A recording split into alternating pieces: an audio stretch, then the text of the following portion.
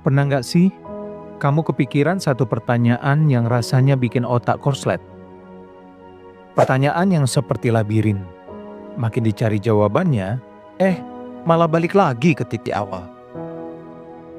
Salah satu pertanyaan paling klasik dan bikin pusing yang pernah ada adalah, kalau Tuhan yang menciptakan segalanya, termasuk waktu, terus siapa yang menciptakan Tuhan? Sekilas, pertanyaan ini logis banget kan? Pola pikirnya sama seperti apa yang kita pakai sehari-hari. Kursi ada tukangnya, lukisan ada pelukisnya, gedung ada arsiteknya. Logika sebab akibat ini adalah cara kita memahami dunia. Jadi, wajar banget kalau kita coba menerapkan logika yang sama ke skala yang paling besar yang bisa kita bayangkan, alam semesta dan penciptanya. Tapi, disinilah kita mulai masuk ke wilayah yang menantang akal sehat. Di video ini, kita nggak akan kasih jawaban dogmatis yang simpel. Sebaliknya, kita akan melakukan perjalanan intelektual bareng-bareng. Kita akan bongkar paradoks ini dari sudut pandang filsafat, agama, dan bahkan sains. Tujuannya bukan untuk menemukan satu jawaban pasti, tapi untuk melihat apakah pertanyaannya yang keliru. Yuk, kita mulai dengan mengurai akar masalahnya. Mari kita buka pintu berkat hari ini, karena di balik setiap pintu ada berkat yang menanti.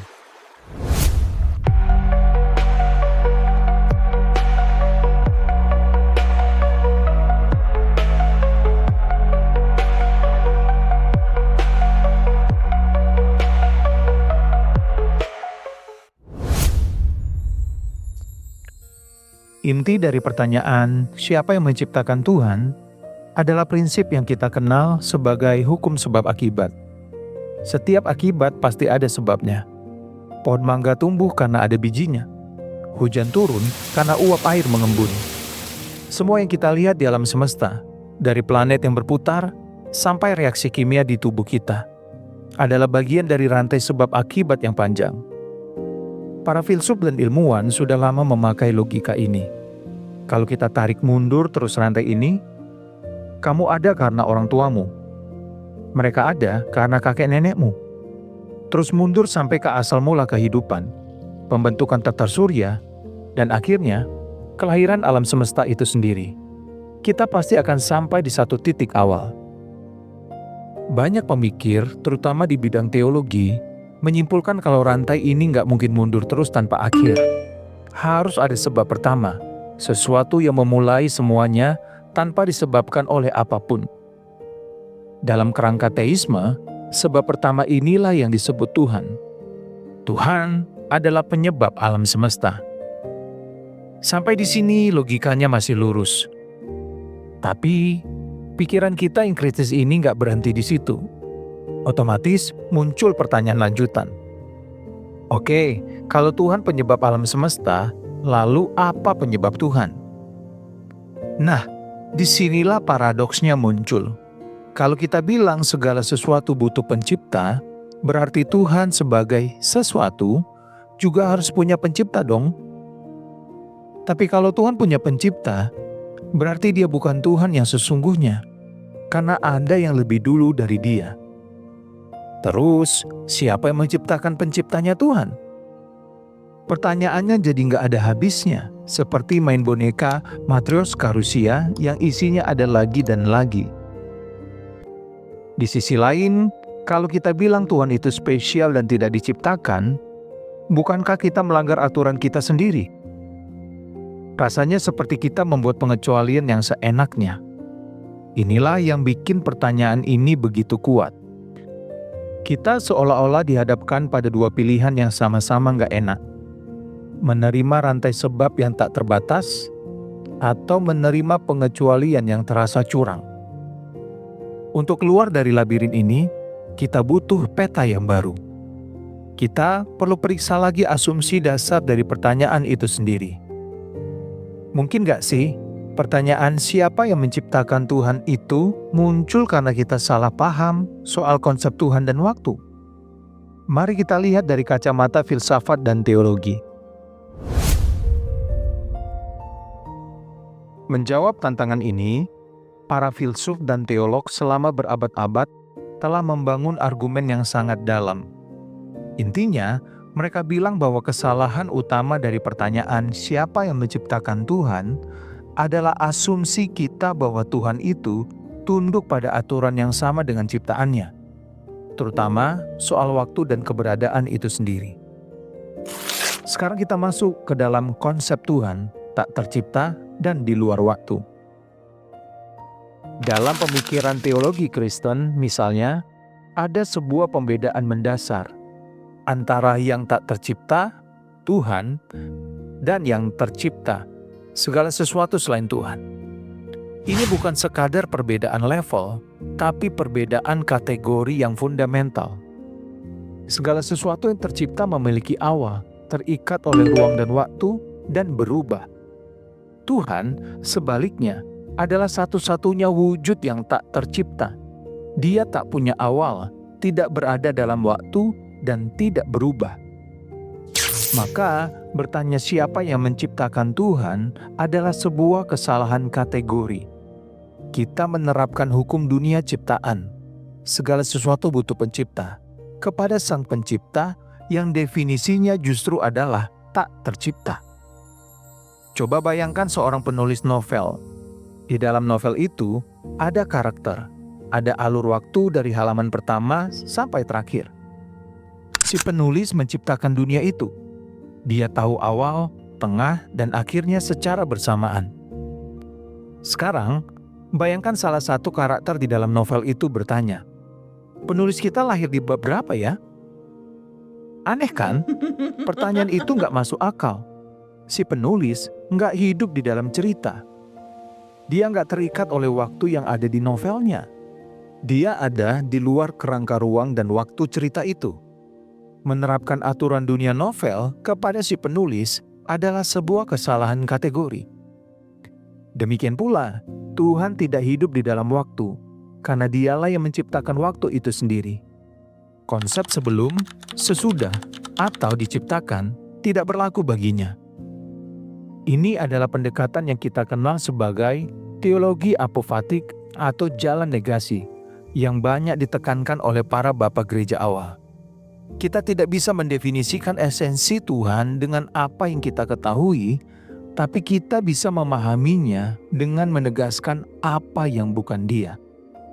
Tuhan itu bukan ciptaan, bukan terbatas, bukan terikat waktu. Pertanyaan siapa penciptanya menjadi gugur dengan sendirinya.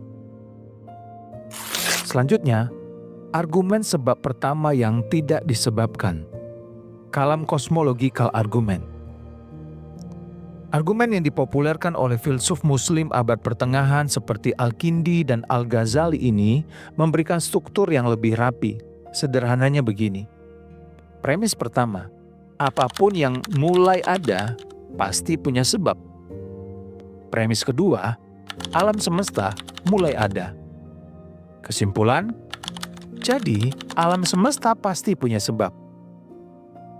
Perhatikan baik-baik frasa kuncinya, apapun yang mulai ada.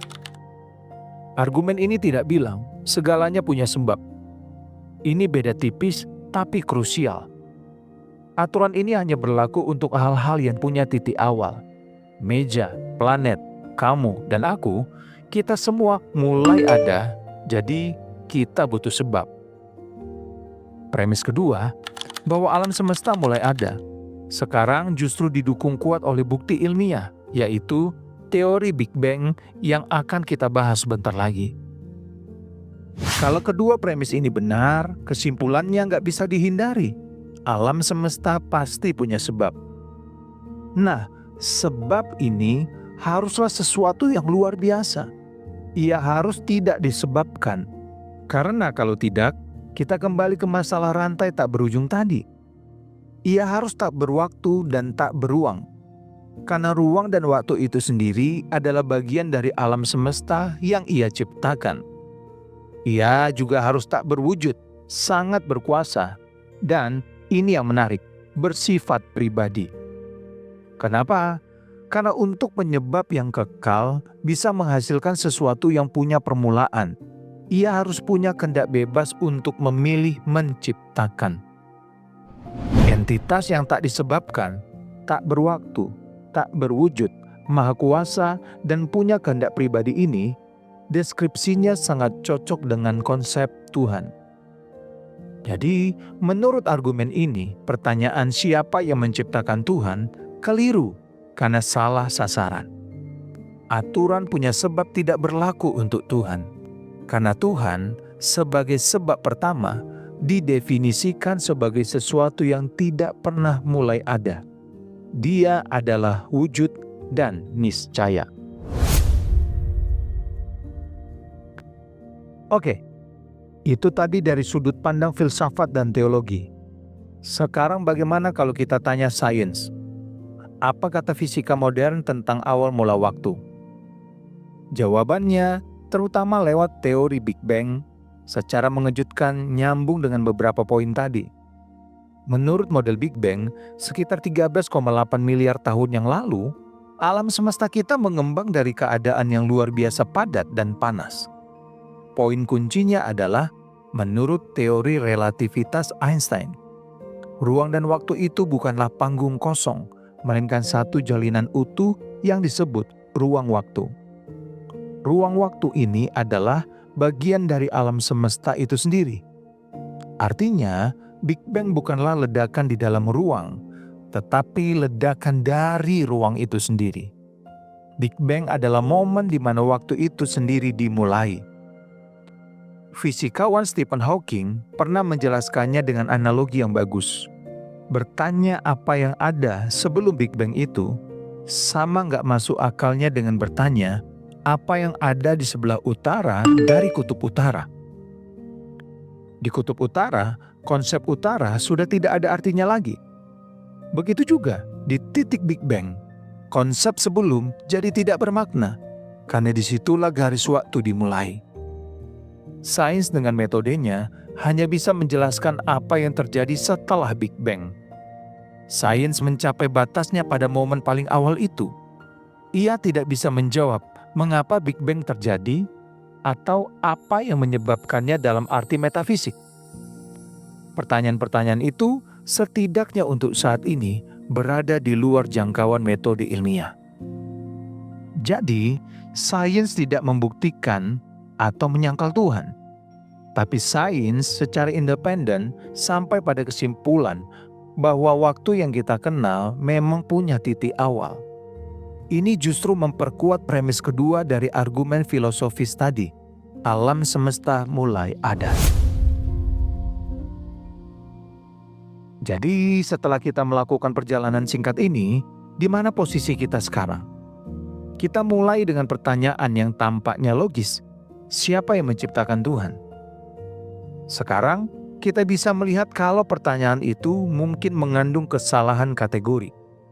Kita mencoba menerapkan aturan yang berlaku di dalam sebuah sistem, alam semesta dengan hukum sebab akibatnya, kepada sesuatu yang menurut definisinya berada di luar sistem itu.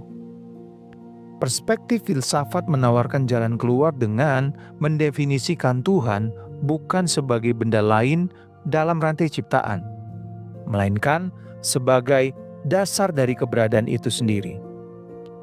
Sebagai sebab pertama yang tak disebabkan, ia tidak mulai ada, sehingga pertanyaan tentang penyebabnya pun jadi tidak relevan.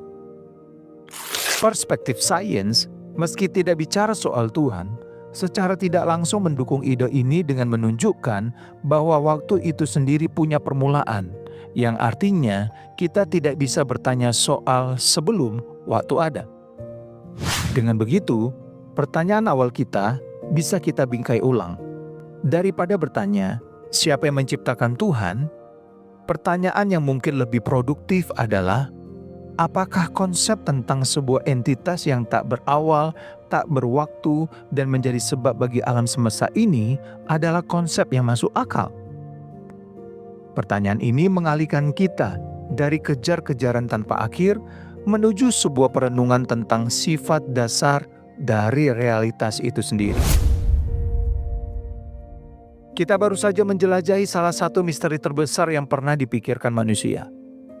Kita melihat bagaimana pertanyaan siapa yang menciptakan Tuhan mungkin keliru secara konsep, karena Tuhan didefinisikan sebagai entitas di luar batasan waktu dan sebab akibat yang kita kenal. Kita juga melihat bagaimana sains modern dengan caranya sendiri sampai pada batas di mana waktu itu sendiri dimulai. Pada akhirnya, tujuan kita bukanlah untuk menemukan jawaban akhir yang mutlak. Nilai terbesar dari pertanyaan ini bukanlah pada jawabannya, tapi pada kemana pertanyaan ini membawa kita. Keperbatasan antara logika dan keyakinan, antara apa yang kita tahu dan apa yang masih menjadi misteri. Sekarang giliran kamu. Perjalanan pikiran ini tidak berhenti di sini. Bagaimana menurutmu? Apakah argumen tentang Tuhan di luar waktu ini masuk akal? Atau kamu punya sudut pandang yang lain? Tuliskan pendapatmu di kolom komentar. Mari kita lanjutkan diskusi yang mencerahkan ini. Terima kasih sudah menyimak. Sampai jumpa di video berikutnya. Dibebaskan oleh firman, dikuatkan oleh kebenaran. Tuhan Yesus memberkati.